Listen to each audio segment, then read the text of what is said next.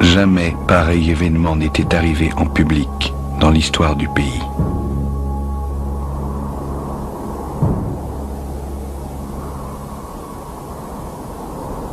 Puis-je vous demander tout d'abord comment le gouvernement a appris l'identité des conjurés et s'il y a d'autres personnalités impliquées dans ce complot? L'identité des conjurés, au moins des 4 qui ont été pendus, a été connue par le fait qu'ils ont été surpris en flagrant délit. Et les autres, il y en aura bien. D'abord, le fait qu'ils ont été dénoncés par les pendus. Et ceux qui sont dénoncés sont en train de dénoncer encore d'autres. Y en a-t-il beaucoup? Bon, on ne sait pas encore parce que justement on est en train de poursuivre l'instruction. Et puis-je vous demander quelles sont les preuves qui ont été apportées au tribunal militaire d'exception qui a statué sur leur cas? En ce matière, il y a les preuves les plus évidentes, c'est les aveux faits par les intéressés eux-mêmes, lors de l'instruction qui a bien longtemps précédé la comparution devant le tribunal spécial.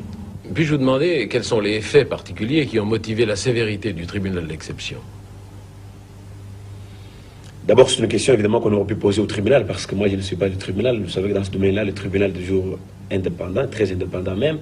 Mais il y a l'opinion surtout. Vous savez que l'opinion était très émue, l'opinion congolaise, au moment où le pays est en train d'entamer une guerre acharnée pour son indépendance économique, des connivences avec même les intéressés. Ces gens voulaient alors renverser le régime. C'est comme ça que le pays était très ému, très affecté par les coups, et étant donné que les juges sont des hommes, évidemment, ils ont été influencés par la même...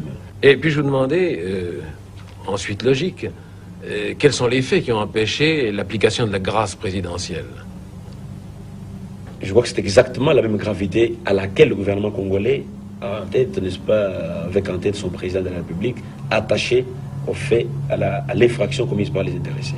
Mais surtout, ce qui est plus grave, c'est la connivence avec les milieux de haute finance étrangères pour renverser le régime.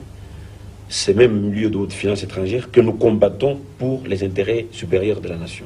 C'est surtout cette complicité, n'est-ce pas, avec les milieux étrangers intéressés à l'économie du pays. Mais cette complicité, vous la supposez ou vous en avez des preuves? On a des preuves, on l'a souvent déclaré. Ce n'est pas pour rien que le premier secrétaire d'ambassade de Belgique, qui est plus intéressé dans l'affaire, a été expulsé du pays. Pourquoi cette exécution a-t-elle été publique? Ça s'explique surtout par la raison fondamentale même d'une action pénale. L'action pénale ne doit pas être toujours répressive, mais elle doit aussi être préventive. Éducative. Il faut qu'on prévienne, éducative, oui, préventive aussi, qu'on prévienne tous ceux qui, non seulement étaient dans les coups, mais tous ceux qui aussi attendaient leur tour pour y passer, pour qu'ils puissent y voir avec quelle sévérité on finit ces genres d'infractions. On punit ces genres d'infractions. Rendu public au lendemain de ce complot et qui donnait carte blanche à ce tribunal militaire d'exception de faire ce qu'il pouvait faire.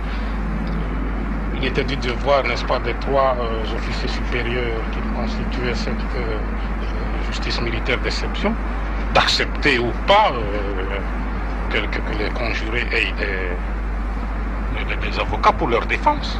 Ce qui a peut-être frappé l'opinion publique en Occident, disons, c'est qu'en démocratie, dans nos démocraties, nous ne pendons pas les politiciens, nous n'exécutons pas les politiciens.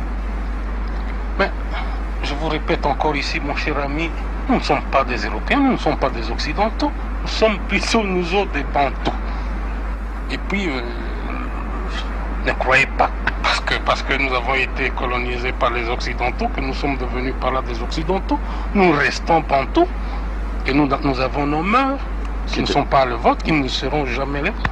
C'est dire que la démocratie, telle que nous l'entendons, n'est pas applicable telle qu'elle ici, à votre avis? On peut l'appliquer, mais pas à la lettre, comme chez vous. Quelle est la nuance exacte alors? La nuance, c'est que chez nous, le respect dû à un chef, par exemple, c'est quelque chose de sacré. On ne peut pas jouer ou blaguer avec un chef. Lorsqu'un chef décide, il décide, un point c'est tout. J'ai décidé au nom du haut commandement que nous sommes au pouvoir pour 5 ans. Et un point c'est tout. Il n'appartenait plus à un groupe de politiciens d'aller se mettre du côté des financiers pour provoquer encore des désordres ou des troubles dans ce pays. Ils l'ont fait, il fallait un exemple. Il est dangereux de faire la grève ici aux États-Unis. C'est très dangereux de faire la grève parce que vous savez bien, nous n'avons pas la démocratie telle qu'américaine, nous n'avons pas le droit de dire tout ce que nous pensons. Nous ne pouvons pas aller à l'encontre de la Constitution. Nous sommes obligés de nous taire, on souffre, mais on ne dit rien. Qu'est-ce que vous risquez en faisant la grève? Nous risquons une arrestation certainement et peut-être un emprisonnement ou en tout cas sans issue.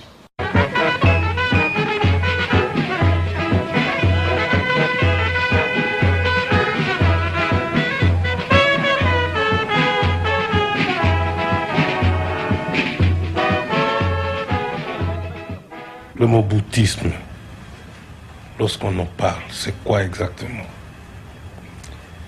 C'est l'ensemble de tout ce que j'ai prêché depuis le début de mon action, depuis la date historique du 24 novembre 1965.